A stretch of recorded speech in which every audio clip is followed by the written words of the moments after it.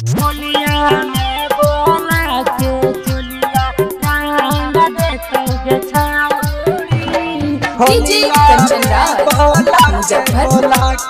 रंग देतोगे छाउरी छाउरी होलिया में बोला। चतरा जिला के लइकन रंगदार हाउगे छाउड़ी। हंटर गंज के लइकन रंगदार हाउगे छाउड़ी।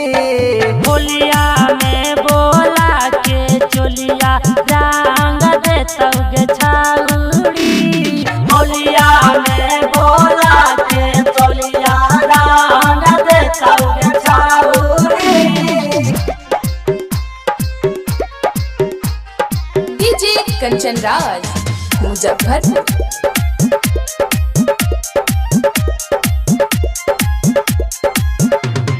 चढ़ल हौ नशा बिगड़ देतौ दशा जब गलिया रंग तौगे। तोरा गलिया रंग तौगे।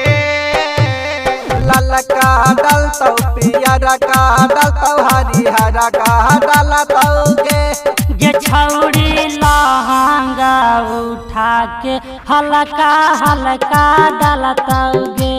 ये छौड़ी लहंगा उठा के हल्का हल्का डलतौगे।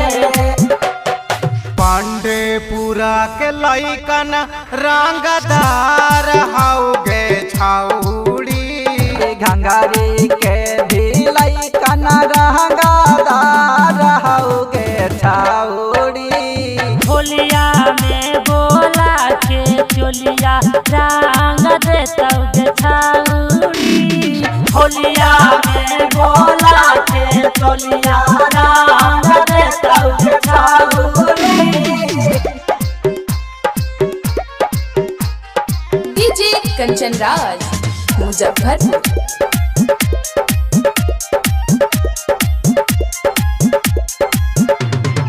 अनिल रंग ताऊ मयंक रंग ताऊ गुड्डू रंग ताऊगे। गुड्डू रंग ताऊगे। संजय रंग तौ राहुल संघ तोरा राजधानी रंग तौगे। ये छौड़ी चढ़ते फागुनमा पारा पारी रंग तौगे। ये छौड़ी चढ़ते फागुनमा पारा पारी रंग तौगे। लेंजावा के लइकन रंगदार हाउगे छाउड़ी। कौना बिंदिया ही के लइकन रंगदार हाउगे छाउड़ी। ऊपरे ऊपरे छूतौ नीचे रंग देतौगे छाउड़ी।